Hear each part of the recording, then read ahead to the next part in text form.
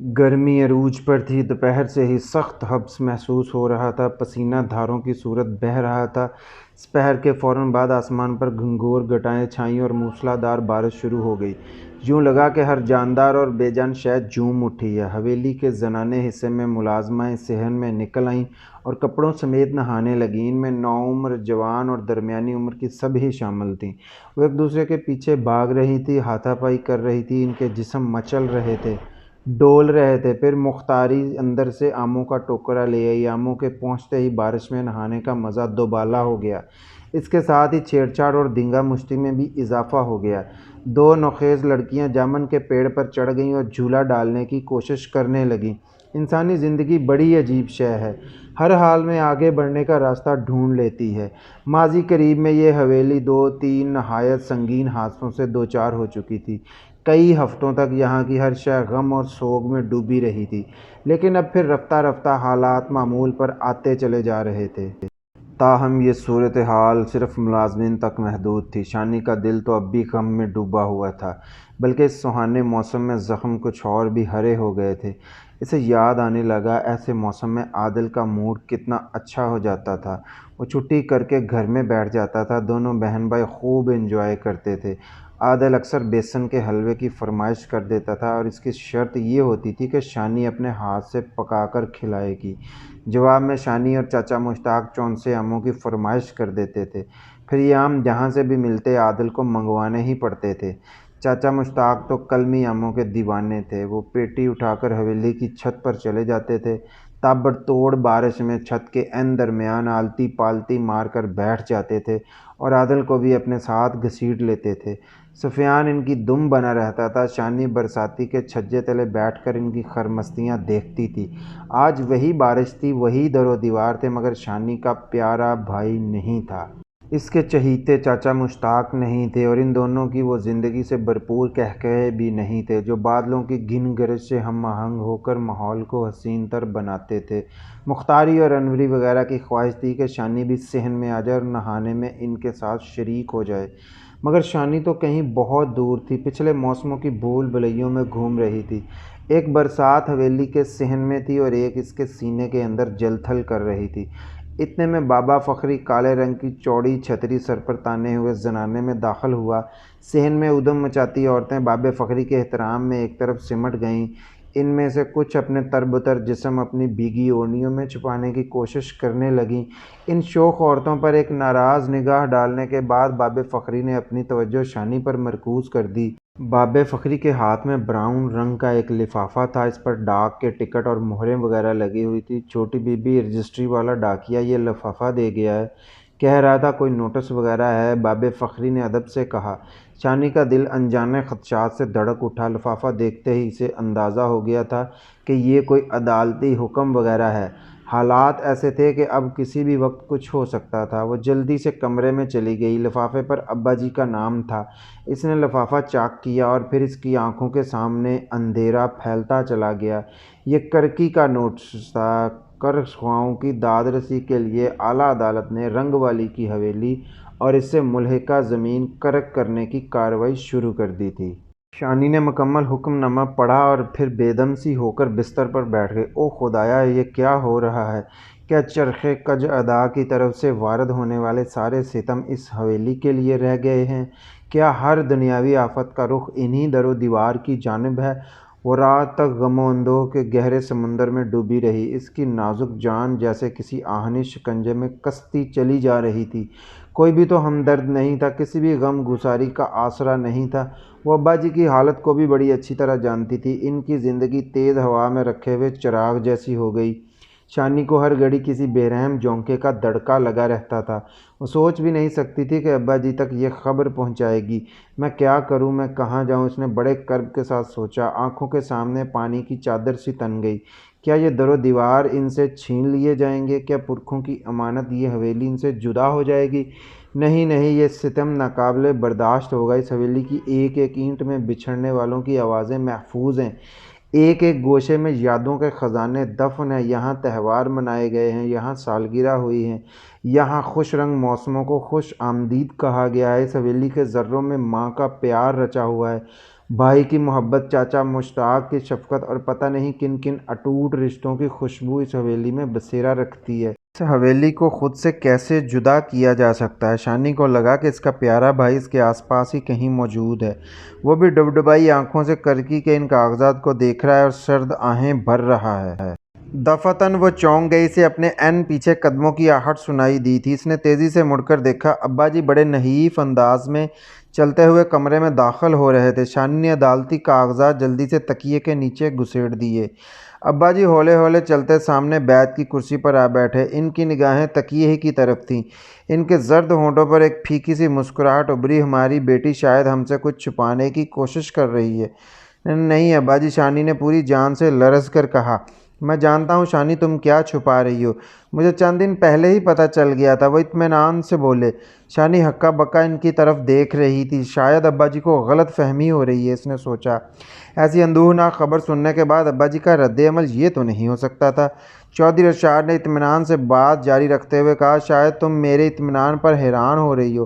یہ اطمینان بلا وجہ نہیں ہے۔ چند دن پہلے تک میں بھی سخت پریشان رہا ہوں، لیکن خدا کا شکر ہے کہ اب اس اندھیرے سے نکلنے کا ایک راستہ نظر آ گیا ہے۔ کیسا راستہ ابا جی؟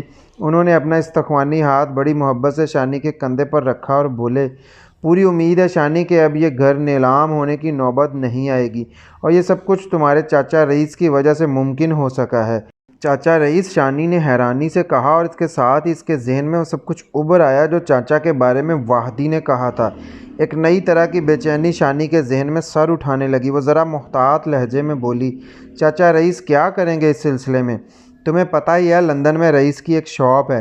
یہ مضافاتی علاقہ اب کافی گنجان ہو گیا ہے، اس شاپ کی قیمت بھی بڑھ گئی ہے۔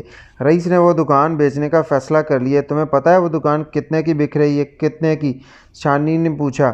کوئی 2.5 لاکھ پاؤنڈ کی۔ اگر رئیس 2-3 سال مزید اس دکان کو نہ بیچے تو وہ دگنی تگنی قیمت تک جا سکتی ہے، لیکن وہ قربانی دے رہا ہے۔ میرے بہت منع کرنے کے باوجود وہ پرسوں لندن جا رہا ہے۔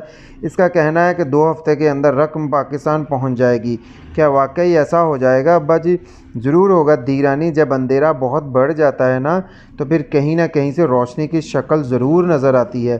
وہ اوپر والا سب کچھ دیکھتا ہے، وہ اپنے بندوں کو آزماتا ضرور ہے لیکن اکیلا نہیں چھوڑتا ہے۔ اس لیے کہتے ہیں نا کہ اس کے گھر میں دیر ہے اندھیر نہیں۔ ابا جی بول رہے تھے مگر شانی کے ذہن میں دھند سی بھری ہوئی تھی۔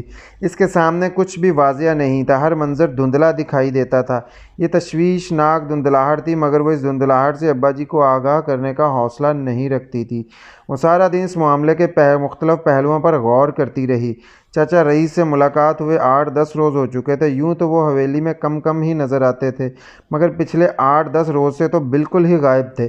شانی کو پتہ چلا تھا کہ کسی کام سے اسلام آباد گئے ہوئے ہیں۔ اب اسے اندازہ ہوا تھا کہ وہ ویزے وغیرہ کے سلسلے میں مصروف رہے ہوں گے۔ چاچا رئیس کا بڑا بیٹا ذیشان انگلینڈ میں ہی پلا بڑھا تھا اور وہیں پر سیٹل تھا۔ چاچا کی ایک بیٹی لندن جا چکی تھی۔ کبھی کبھار شانی کے لیے اس کا خط آ جاتا تھا۔ دوسرے روز رات 10 بجے کے لگ بھگ شانی پر ایک سنسنی خیز انکشاف ہوا۔ چاچا رئیس حویلی کے دائیں جانب والے پورشن میں رہتے تھے۔ اس پورشن میں شانی کو ایک نامانوس سی ہلچل محسوس ہوئی۔ تھوڑی دیر بعد اسے پتہ چلا کہ چاچا اہل و عیال سمیت جا رہے تھے۔ شانی نے اس خبر کی تصدیق کی اور یہ خبر درست ثابت ہوئی۔ وہ حیرانی کے عالم میں ابا جی کے پاس پہنچی۔ انہیں بتایا کہ صرف چاچا رئیس ہی نہیں، چاچی بھی جا رہی ہیں۔ شانی کی توقع کے عین مطابق ابا جی اس اہم اطلاع سے بے خبر تھے۔ ابھی شانی اور ابا جی ایک دوسرے پر اپنی حیرت کا اظہار کر رہے تھے کہ چاچا رئیس اور چاچی وہاں پہنچ گئے۔ انہوں نے ادب کے ساتھ چودھری ارشاد کو سلام کیا اور ایک طرف رکھے صوفے پر بیٹھ گئے۔ چودھری ارشاد نے گاؤ تکیے کے سہارے بمشکل اٹھتے ہوئے کہا، رئیس میں یہ کیا سن رہا ہوں، تم سب لندن جا رہے ہو؟ ہاں بھاجی، بس ایک دم ہی پروگرام بنایا۔ میں کل بھی آپ کو بتانے کے لیے آیا تھا لیکن آپ سو رہے تھے، بے آرام کرنا مناسب نہیں سمجھا۔ دراصل نصرت کے گوڈے کی تکلیف کافی بڑھی ہوئی ہے، اب تو اٹھنا بیٹھنا بھی اس کے لیے مشکل ہوتا جا رہا ہے۔ ہفتے کے روز اسلام آباد میں ہی ذیشان کا فون آیا تھا۔ اس نے کہا کہ امی کو ساتھ ہی لے آئیں، وہاں جوڑوں کے بڑے بڑے اچھے ڈاکٹر موجود ہیں، اگر آپریشن بھی کرنا پڑا تو آسانی سے ہو جائے گا۔ امید تو نہیں تھی کہ اتنے تھوڑے ٹائم میں کاغذات بھی بن جائیں گے، لیکن شکر ہے کہ بن گئے ہیں۔ یعنی تم سب جا رہے ہو؟ چودھری ارشاد نے کمزور لہجے میں پوچھا۔ ہاں بھاجی، پر آپ پریشان نہ ہو، میں جلدی آنے کی کوشش کروں گا، اور پیسے تو میں بس 15 دن کے اندر ہی بھیج دوں گا۔ اللہ نے چاہا تو سب ٹھیک ہو جائے گا۔ چودھری ارشاد کے ہونٹ تھرا کر رہ گئے۔ وہ کچھ کہتے کہتے رک گئے تھے۔ شانی جانتی تھی کہ وہ اگر بولتے تو کیا کہتے۔ شاید وہ کہتے، رئیس میں نے ساری زندگی تم سب کی خدمت کی ہے، اب مجھے تمہارے سہارے کی ضرورت ہے، بس تھوڑے سے سہارے کی۔ تم دیکھ رہے ہو میں اس وقت بالکل بے آسرا ہوں۔ تمہاری رقم سے بھی زیادہ مجھے اس وقت تمہاری ضرورت ہے۔ میرے بھائی، مجھے اور شانی کو اس وقت تنہا چھوڑ کر نہ جاؤ۔ لیکن وہ کچھ بولے ہی نہیں۔ ساری زندگی چپ رہنے والا اور دکھ سہنے والا شخص اب کیوں کر بول سکتا تھا، کیوں کر ٹوٹ سکتا تھا؟ شانی چاچا رئیس کی طرف دیکھ رہی تھی، اس کا دل رو رہا تھا۔ چاچا کے مہربان چہرے اور ہمدرد لہجے کے پیچھے اسے ایک اور انسان نظر آ رہا تھا، ایک اجنبی اور قطعی ناقابل فہم شخص۔ اس شخص کے ہونٹوں پر پھول اور دل میں شاید انگارے تھے۔ شانی کی نگاہیں چاچا کے چہرے پر تھی۔ اس نے خاموشی کی زبان میں پکار کر کہا، چاچا مجھے نہیں لگتا کہ تم واپس آؤ گے، تم جا رہے ہو شاید ہمیشہ کے لیے۔ اپنے بڑے بھائی کو بیچ منجدار میں چھوڑ کر تم بے رحمی کے ساتھ ایک نئی دنیا کی طرف اڑان بھر رہے ہو۔ تم شاید اس حتمی نتیجے پر پہنچ چکے ہو کہ یہ حویلی ایک تیزی سے ڈوبتا ہوا جہاز ہے۔ تم نے اپنا اسباب سمیٹ کر اس جہاز کو چھوڑنے کا فیصلہ کر لیا ہے۔ یہ خاموشی کی زبان تھی، اس لیے چاچا رئیس کے کانوں تک نہیں پہنچ رہی تھی۔ شانی کے پردرد الفاظ بس اس کے سینے میں ہی گونج رہے تھے۔ جو کچھ بھی تھا وہ اس کے بڑے تھے، وہ ان کے سامنے بول نہیں سکتی تھی۔ وہ ابا جی کو بھی کچھ بتانے کا حوصلہ نہیں رکھتی تھی۔ اسے ہر گھڑی بس یہی دڑکا لگا ہوا تھا کہ اس کی زبان سے نکلا ہوا کوئی لفظ ہوا کے دوش پر رکھے چراغ کے لیے آخری جھونکا ثابت نہ ہو۔ وہ کچھ نہ کہہ سکی، کچھ نہ بول سکی۔ وہ اجنبی شخص جو اس کا چاچا تھا اپنے اہل و عیال سمیت لندن چلا گیا، اور پھر وہی ہوا جو ہونا تھا، جس کی ہولناک جھلک شانی کئی دن پہلے دیکھ چکی تھی۔ بستر علالت پر چودھری ارشاد کی آنکھیں منتظر رہیں۔ لندن سے کوئی ڈرافٹ نہیں آیا۔ ڈرافٹ تو دور کی بات ہے، کوئی خط، کوئی پیغام، کوئی فون، کچھ موصول نہیں ہوا۔ 15 دن گزرے، 20 دن گزرے، پھر مہینہ گزر گیا۔ دھیرے دھیرے اصل حالات کی پرتیں کھلتی چلی گئیں۔ چاچا رئیس نہ جانے کب سے اپنے کام میں لگے ہوئے تھے۔ چپکے چپکے اپنا بہت کچھ پاکستان سے سمیٹ لیا تھا۔ لاہور میں ایک مکان فروخت ہو چکا تھا، بینک بیلنس اور بینک لاکرز کا سامان لندن منتقل ہو چکا تھا، اور کئی کام بھی نمٹائے جا چکے تھے۔ اس کے علاوہ ایک اور اندوہناک خبر بھی شانی کو ابا جی کے وکیل کی زبانی ملی۔ بیلے والی غیر آباد زمین جو کاغذات میں چاچا رئیس کے نام تھی، اونے پونے داموں فروخت ہو چکی تھی۔ دوسرے لفظوں میں چاچا رئیس نے حویلی میں اپنا جو حصہ چھوڑا تھا وہ بیلے والی زمین کی قیمت سے پورا کر لیا تھا۔ یہ بڑے شفاف اور مہلک حقائق تھے۔ یہ حقائق چودھری ارشاد تک پہنچنا چاہتے تھے، لیکن شانی ان کے سامنے دیوار بنی ہوئی تھی۔ ان حقائق کے سارے دھچکے اپنے سینے پر سہ رہی تھی۔ لیکن ایسا کب تک ہو سکتا تھا؟ آخر تو یہ سب کچھ چودھری ارشاد تک پہنچنا تھا، اور پھر دھیرے دھیرے صورتحال چودھری ارشاد پر واضح ہونے لگی۔ ان کا خزاں رسیدہ چہرہ مزید زرد ہونے لگا۔ ان کے خشک ہونٹ کی پپڑیاں مزید سخت ہوتی گئیں۔ اعصاب کو سکون دینے والی دواؤں میں اضافہ کرنا پڑا۔ ایک دن وکیل شاہ نواز صاحب آئے تو خاصے پریشان تھے۔ انہوں نے شانی کو بتایا کہ کرکی کی آفت کو مزید نہیں ٹالا جا سکتا۔ شانی نے شاہ نواز صاحب کو ابا جی کے ساتھ بات کرنے سے روک دیا، لیکن خود آگہی کی اذیت سے تڑپنے لگی۔ یہ بڑے سخت دن تھے، تاریکی کے سوا کچھ دکھائی نہیں دیتا تھا۔ کہتے ہیں کہ مصیبت تنہا نہیں آتی، یہ مقولہ اس حویلی کے مکینوں سے زیادہ اور کس پر صادق آ سکتا تھا۔ حوادث یک کے بعد دیگرے حملہ آور ہو رہے تھے، اور پھر ایک دن ایک اور حادثہ دکھ اور پریشانی کا طوفان لے کر روبرو آ گیا۔ نارپور سے فاخر کا منشی رشید لاہور والے کارخانے کے مینیجر الطاف کے ساتھ حویلی پہنچا۔ اتفاقاً شانی اس وقت ایک قریبی گھر میں فوتگی پر گئی ہوئی تھی۔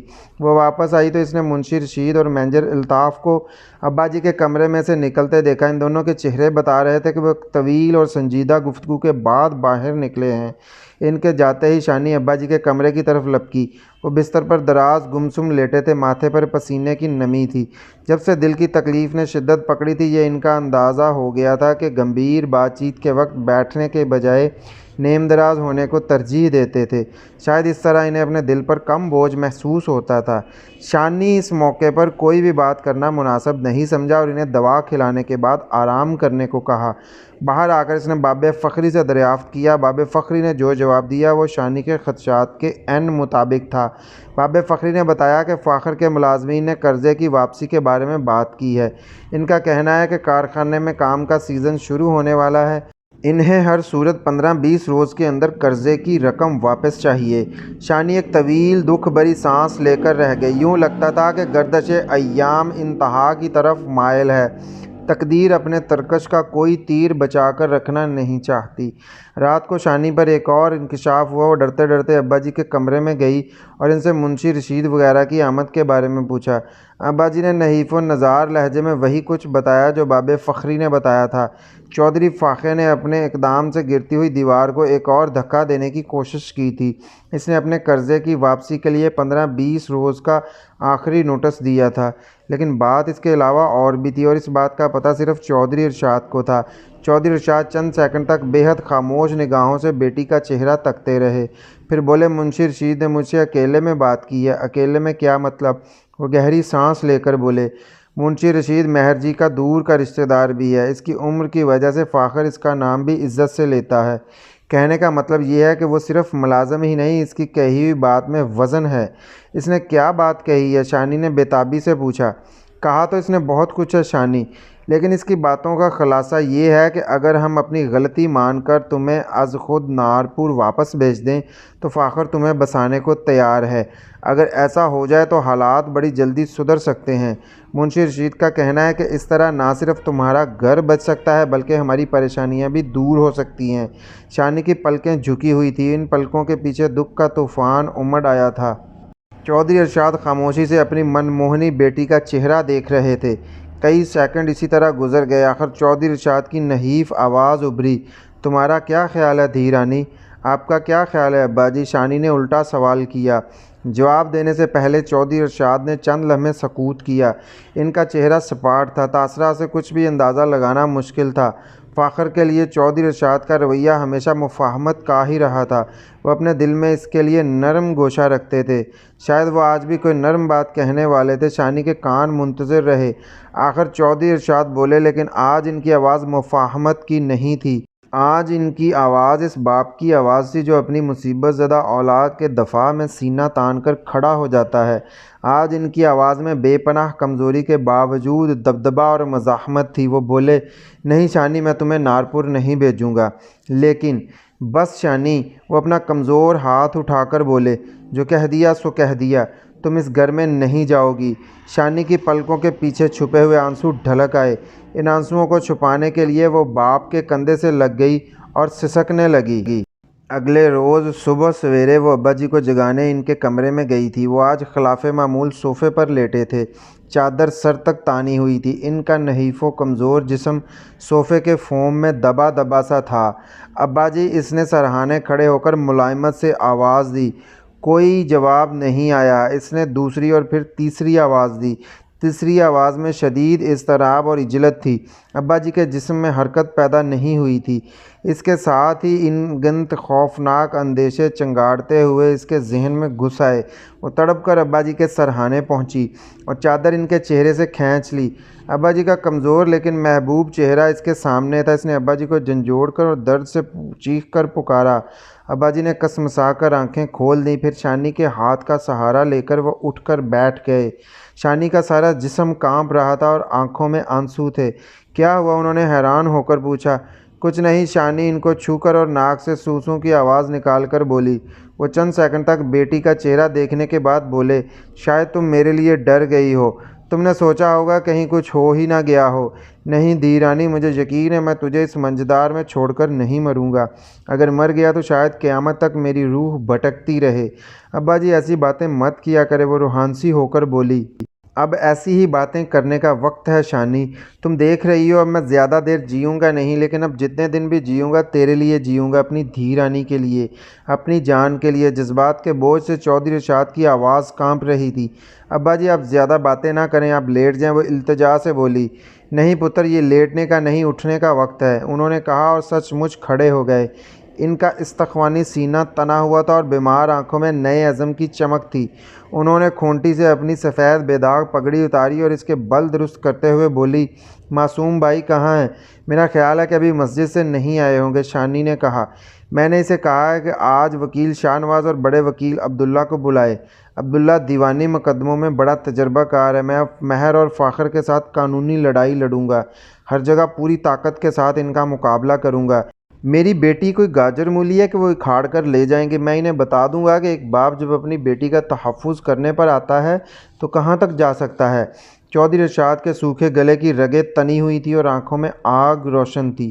شانی کو لگا کہ وقت 10-15 سال پیچھے چلا گیا ہے، جب اس کے ابا جی کی پنچایت میں بڑے بڑے سرکاری افسر آ کر بیٹھتے تھے، جب رنگ والی کا چودھری بولتا تھا اور ایک زمانہ سنتا تھا۔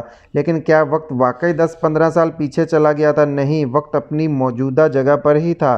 تھوڑا سا بولنے سے ہی چودھری ارشاد کا سانس پھولنے لگا تھا، ان کے ہونٹوں میں ارتعاش پیدا ہو گیا تھا۔ اس سے پہلے کہ وہ کچھ اور بولتے، شانی نے آہستگی سے کہا، ابا جی مجھے کچھ سوچنے کے لیے تھوڑی سی مہلت دیجیے، بس تھوڑی سی مہلت۔ چودھری ارشاد نے قدرے حیرت سے بیٹی کی طرف دیکھا، وہ سر جھکائے ہوئے دوسرے کمرے میں جا رہی تھی۔ اس وقت شانی بڑی دیر تک بند کمرے میں ماں کی تصویر کے سامنے بیٹھی رہی، خاموشی کی زبان میں ماں سے باتیں کرتی رہی۔ بیٹی کی طرح ماں بھی خاموشی کی زبان میں بول رہی تھی، وہ ماں جو صبر و استقامت اور ہمت کی مثال تھی، جس کے حسن اخلاق اور نیکی کا ایک زمانہ معترف تھا۔ علاقے کے لوگ اسے کسی روحانی شخصیت کی طرح اپنی مصیبتوں میں یاد کرتے تھے، اور جب وہ اسے عقیدت بھرے لہجے میں وڈی آپا کہتے تھے تو ان کے ہونٹوں سے محبت کا امرت ٹپکتا تھا۔ وڈی آپا کو دانائی اور فہم و فراست کے اعلیٰ درجات پر فائز کیا جاتا تھا۔ اہم سے اہم معاملات میں وڈی آپا کے مشورے کو بلا چوں چرا مانا جاتا تھا، اور یہ مشورے ماننے والوں میں خود چودھری ارشاد بھی شامل تھا۔ آگے بڑھنے کا مشورہ، ہمت نہ ہارنے کا مشورہ، بدترین حالات کے باوجود کوشش جاری رکھنے کا مشورہ، ایثار کا مشورہ۔ اگلے دن صبح سویرے گلاب کے پودوں کے قریب شبنم آلود گھاس پر ننگے پاؤں ٹہلتے ٹہلتے شانی نے بڑی ہی آہستگی اور نرمی کے ساتھ چودھری ارشاد کے شانے سے سر ٹکایا اور بے حد مضبوط اور فیصلہ کن لہجے میں بولی، ابا جی میں نارپور واپس جانا چاہتی ہوں۔ چودھری ارشاد نے یک لخت چونک کر شانی کی طرف دیکھا، کیا کہہ رہی ہو شانی؟ وہ چند لمحے چپ رہی، پھر دھیمی آواز میں بولی، میں اپنا گھر بچانے کی ایک آخری کوشش کرنا چاہتی ہوں۔ چودھری ارشاد کی آنکھوں میں حیرت اور آنسوؤں کی نمی ساتھ ساتھ امڈ آئی۔ قریباً 15 دن بعد کی بات ہے، شانی اپنے شوہر کے ساتھ سسرال واپس جا رہی تھی۔ پچھلے 15-16 دنوں میں جو کچھ ہوا تھا بہت تیزی سے ہوا تھا۔ یہ سب کچھ جتنا حیران کن تھا اتنا ہی تیز رفتار بھی تھا۔ علاقے کے لوگوں نے ہرگز توقع نہیں کی تھی کہ حالات یوں پلٹا کھائیں گے۔ یہ خبر ہر ایک کے لیے حیران کن تھی کہ دونوں چودھری خاندانوں میں صلح ہو گئی ہے اور وڈی آپا کی دھی رانی شانی اپنے سسرال واپس جا رہی ہے۔ شانی کے سوا شاید ہی کسی کو ٹھیک طرح سے معلوم ہو کہ صلح کس قیمت پر اور کس طرح ہوئی ہے۔ شانی کی عزیز سہیلی سکینہ تھوڑا بہت جانتی تھی، لیکن اسے بھی سب معلوم نہیں تھا۔ ہو بھی کیسے سکتا تھا؟ وہ اس درد اور اندوہ کا ادراک کیسے کر سکتی تھی جس کے سیلاب سے شانی گزری تھی اور ہر گھڑی تڑپی تھی؟ یہ صرف شانی کا درد تھا، وہی محسوس کر سکتی تھی۔ اس نے پورے 8 پہر تک خود کو سوچ کی سولی پر لٹکایا تھا اور اس معاملے کی ہر پہلو پر عرق ریزی کی تھی۔ وہ جانتی تھی اگر اس کے ابا جی نے فاخر اور مہر جی کی مزاحمت کا فیصلہ کر لیا تو وہ مزاحمت کا حق ادا کر دیں گے۔ اپنی تمام تر توانائیوں اور مجبوریوں کے باوجود وہ نارپور والوں کے ارادوں کے سامنے آہنی دیوار بن جائیں گے۔ پھر اس دیوار کے ساتھ ٹکرا کر بہت کچھ پاش پاش ہوگا، اور بہت ممکن ہے کہ یہ دیوار بھی پاش پاش ہو جائے۔ وہ اپنے ابا جی کی جسمانی حالت سے بہت اچھی طرح آگاہ تھی۔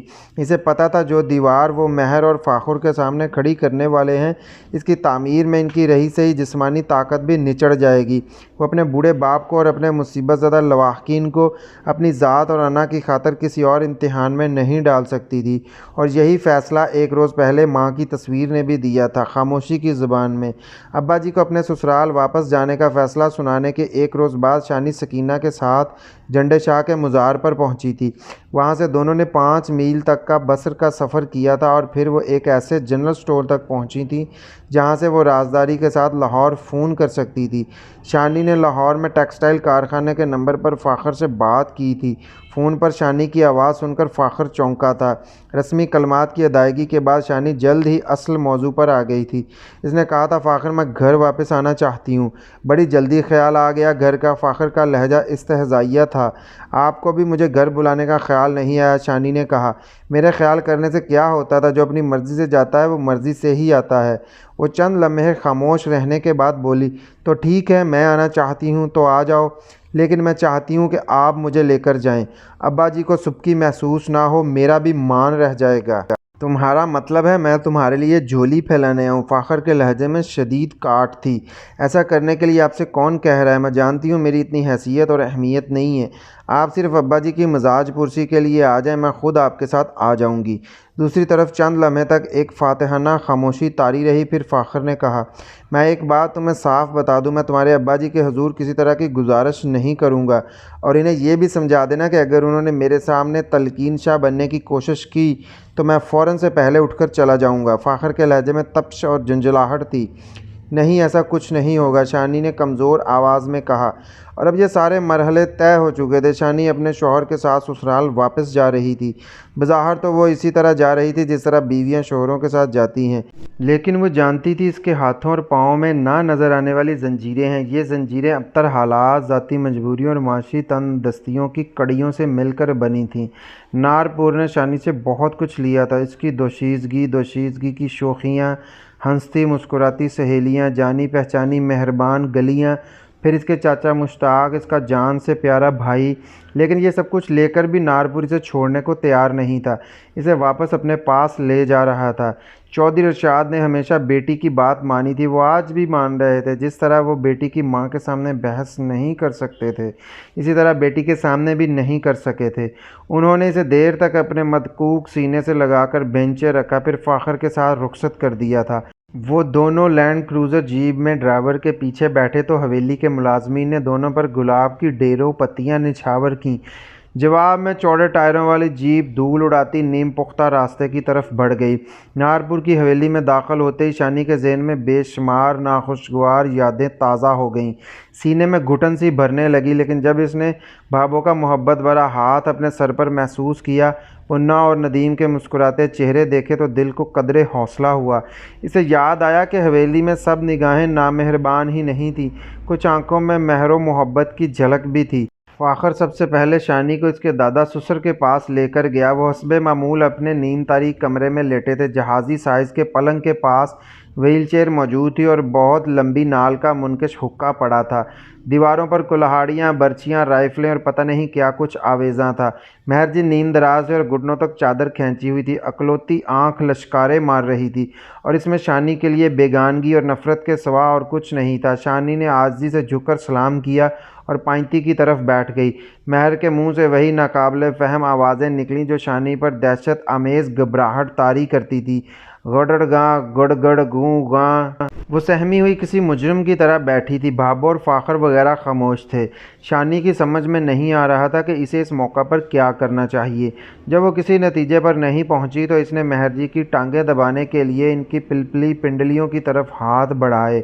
جو ہی اس کے ہاتھ عاجزانہ انداز میں دادا سسر کی پنڈلیوں سے چھوئے، ان کے فالج زدہ چہرے پر شدید ناگواری کے آثار نمودار ہوئے۔ انہوں نے ٹانگ کے ایک غسیلے جھٹکے سے شانی کو پیچھے ہٹا دیا۔ یہ بڑی واضح توہین تھی، لیکن شانی اسی طرح خاموش بیٹھی رہی۔ بہت کچھ برداشت کرنے کا عزم لے کر اس چار دیواری میں داخل ہوئی تھی۔ رات کو شانی اور فاخر کے درمیان کوئی خاص بات نہیں ہوئی۔ جب وہ کروٹ بدل کر سو گیا اور خوابگاہ میں اس کی بھاری سانسیں گونجنے لگیں تو شانی کی آنکھیں چپکے چپکے آنسو بہانے لگیں۔ مہر جی کی ٹانگ کا غسیلہ جھٹکا بار بار اس کے ذہن کو کچوکے لگا رہا تھا۔ آنسو تکیے میں جذب ہو رہے تھے، ان کی گرمی شانی کے کومل رخساروں پر رینگ رہی تھی۔ کبھی کبھی ہونٹوں سے ایک مدھم سی سسکی بھی نکل جاتی تھی۔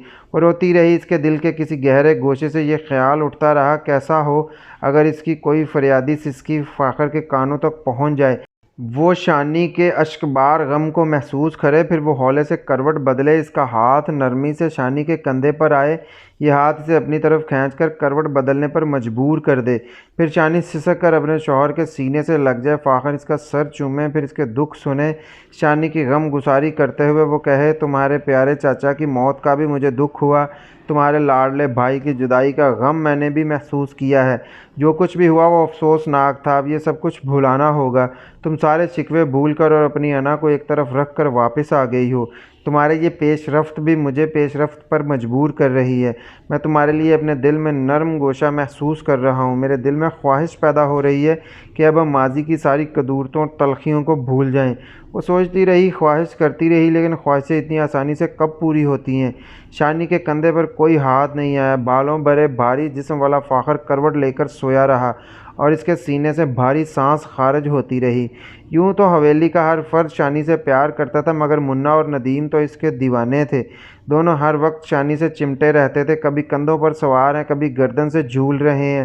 بابو انہیں ہر وقت روکتی ٹوکتی رہتی تھی، لیکن یہ دونوں بچے تو شانی کی واپسی سے نہال ہو گئے تھے۔ یہ تیسرے چوتھے روز کی بات ہے۔ شانی باہر گراؤنڈ میں بیٹھی تھی۔ سپہر 3-4 بجے کا وقت تھا۔ بادل چھائے تھے اور ساون کی نم ہوا چل رہی تھی۔ شانی کا دل ہمیشہ سے زیادہ اداس تھا۔ ابا جی کی یاد ستا رہی تھی۔ ہمیشہ کے لیے بچھڑ جانے والے بھائی کا چہرہ نگاہوں میں گھوم رہا تھا۔ اتنے میں منا وہاں آ گیا۔ اس کے ہاتھ میں چھوٹی پتنگ تھی۔ وہ شانی سے اصرار کرنے لگا کہ وہ پتنگ اڑانے میں اس کی مدد کرے۔ شانی ٹال مٹول کرتی رہی۔ وہ پتنگ ایک طرف رکھ کر شانی سے کشتی کرنے لگا۔ وہ اسے گدگدا رہا تھا اور ہنسانے کی کوشش کر رہا تھا، لیکن ہنسی گدگدی میں نہیں ہوتی، ہنسی تو دل میں ہوتی ہے اور روح میں ہوتی ہے، اور شانی کے اندر یہ دونوں چیزیں ویران تھیں۔ منا کی مستی حد سے بڑھی تو شانی سے جان چھڑانے کے لیے ایک دم اندر کی طرف بھاگ گئی۔ منا اس کے پیچھے لپکا، لیکن اس کے پہنچنے سے پہلے ہی شانی کمرے میں داخل ہو چکی تھی۔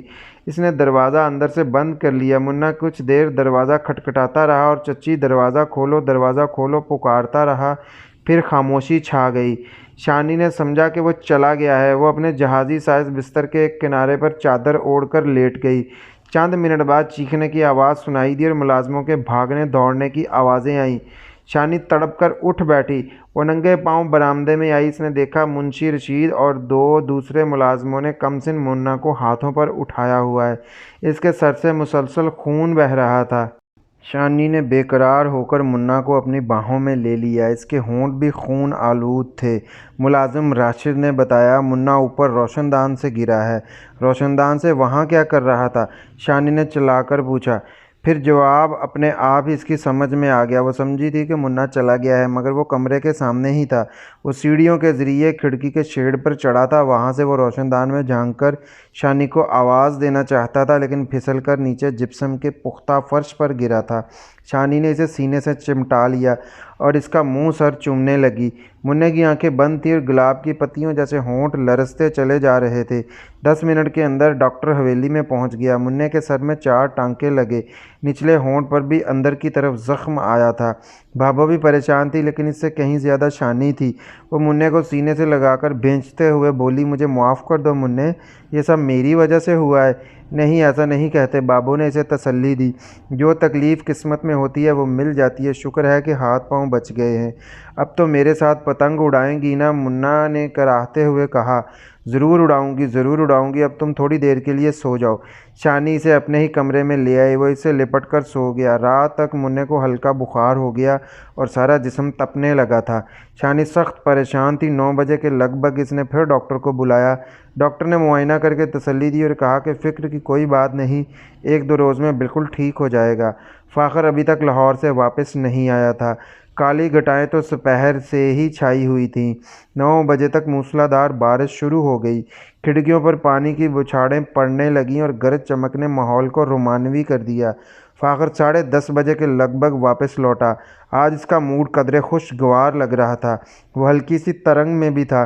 غالباً موسم کی رعایت کا فائدہ اٹھاتے ہوئے اس نے 1-2 پیگ لگا رکھے تھے۔ شانی نے اس کا چہرہ دیکھا اور پہچان گئی۔ آج فاخر کے چہرے پر وہی جانی پہچانی چمک تھی جو اس کے جذباتی موڈ کی نشاندہی کرتی تھی۔ اس موڈ سے 2 دفعہ پہلے بھی شانی کا سابقہ پڑا تھا۔ فاخر خوابگاہ میں داخل ہوا تو منے کو پلنگ پر سوتے دیکھ کر وہ چونک گیا۔ اس بات کی خبر تو اسے کارخانے میں ہی ہو گئی تھی کہ منے کے سر پر چوٹ آئی ہے۔ کمرے میں آ کر اس کے چونکنے کی وجہ یہ تھی کہ منا اس کے پلنگ پر سو رہا تھا۔ اسے یہاں کیوں لٹایا ہوا؟ فاخر نے پوچھا۔ کہہ رہا ہے میں آج یہیں سوؤں گا، بیچارے کو بخار بھی ہو گیا ہے، شانی نے پریشانی سے کہا۔ اتنے میں منے نے بھی نحیف آواز میں کہا، ہاں چاچو، میں آج یہیں سوؤں گا، چاچی کے پاس۔ فاخر کے چہرے پر ناگواری کی شکن نمودار ہوئی اور وہ بغیر کچھ کہے باہر نکل گیا۔ ایک لہجے میں ہی شانی سب کچھ سمجھ گئی۔ وہ اندر سے روحان سی ہو گئی۔ آخر ایسا کیوں ہوتا ہے؟ اس نے بڑے درد سے سوچا۔ فاخر کی طلب اسے اس وقت ہی کیوں پکارتی ہے جب وہ کسی دکھ کے نرغے میں ہوتی ہے؟ آج منے کی چوٹ نے اسے ہلکان کر رکھا تھا اور آج ہی فاخر کی خواہش کی حرارت نظر آئی تھی۔ وہ فاخر کے پیچھے پیچھے باہر آئے۔ وہ نشست گاہ میں بیٹھ کر سگریٹ پھونکنے لگا تھا۔ کھانا لگواؤں؟ شانی نے پوچھا۔ نہیں، ابھی بھوک نہیں، وہ سخت لہجے میں بولا۔ جاؤ تم سو جاؤ جا کر۔ اس کے لہجے میں شدید کاٹ تھی۔ شانی ایک لفظ کہے بغیر واپس مڑ گئی۔ وہ سمجھ گئی تھی کہ آج پھر اسے اپنے آپ پر جبر کرنا ہوگا۔ خاموشی کی زبان میں یہی اس کے شوہر کا حکم تھا۔ وہ کمرے میں جا کر منّے کے پاس لیٹ گئی، اسے تھپک تھپک کر سلانے لگی۔ وہ چاہتی تھی کہ اگر منّا سو جائے تو وہ اسے آہستہ سے اٹھا کر اوپر بھابھوں کے پاس چھوڑ آئے، لیکن وہ تو سونے کا نام ہی نہیں لے رہا تھا۔ بار بار مچل کر خود کو شانی کی باہوں میں گھسا دیتا تھا۔ آخر شانی کو کہنا پڑا، منّے چلو آؤ میں تمہیں امی کے پاس چھوڑ آؤں۔ نہیں نہیں، وہ ایک دم پوری طرح بیدار ہو کر بولا، میں آپ کے پاس سوؤں گا۔ اس نے اپنی ٹانگ شانی کے پیٹ پر چڑھائی اور اس کے ساتھ کچھ اور بھی لپٹ گیا۔ شانی کچھ دیر تک اسے پیار اور حکمت سے سمجھانے کی کوشش کرتی رہی، لیکن ناکام ہوئی۔ آخر وہ روحانسی ہو گئی، اس کا لہجہ خود بخود سخت ہو گیا۔ شانی کی اس اچانک بے رخی نے منّے کو رونے پر مجبور کر دیا۔ شانی نے دل پر بھاری پتھر رکھ کر منّے کو اٹھایا اور اس کے رونے کی پرواہ کیے بغیر اسے اوپر بھابھوں کے پاس چھوڑ آئی۔ کمرے میں آ کر خود کو سنبھالنے میں اسے 10-15 منٹ لگ گئے۔ اپنے اشک بار چہرے کو اچھی طرح ٹھنڈے پانی سے دھونے کے بعد اور بال سنوار کر وہ نشست گاہ میں آ گئی۔ فاخر نے ٹیلی ویژن کھول رکھا تھا اور الکحل سے شغل کر رہا تھا۔ آ جائیے، منّا اوپر چلا گیا ہے، شانی نے نظر جھکائے ہوئے کہا۔ وہ کچھ دیر تک اس کے سراپا کو گھورتا رہا۔ کاٹن کی گلابی پھولدار قمیض پر ہلکی ہلکی شکنیں تھیں۔ قمیض سے اوپر شفاف گردن ٹیوب لائٹ کی روشنی میں دمک رہی تھی۔ ریشمی بال کانوں کو ڈھانپ رہے تھے اور ہموار کندھوں کے پیچھے اوجھل ہو رہے تھے۔ کھڑکیوں سے باہر بادل زور سے گرجا اور فاخر اٹھ کر خوابگاہ کی طرف چل دیا۔ انداز ایسا تھا جیسے شانی پر احسان کر رہا ہو۔ وہی ماحول تھا، وہی گھٹن تھی، شانی کے اندر وہی بے حسی تھی۔ وہ جو کہتا گیا وہ مشینی انداز میں اس پر عمل کرتی گئی۔ ناگوار سانسیں شانی کے چہرے سے ٹکرانے لگیں، رخساروں پر کانٹے سے چبھنے لگے۔ وہ آج کسی طرح کے گریز یا کسی طرح کی مزاحمت کا ارادہ نہیں رکھتی تھی اور اسے آئندہ بھی ایسا ہی کرنا تھا۔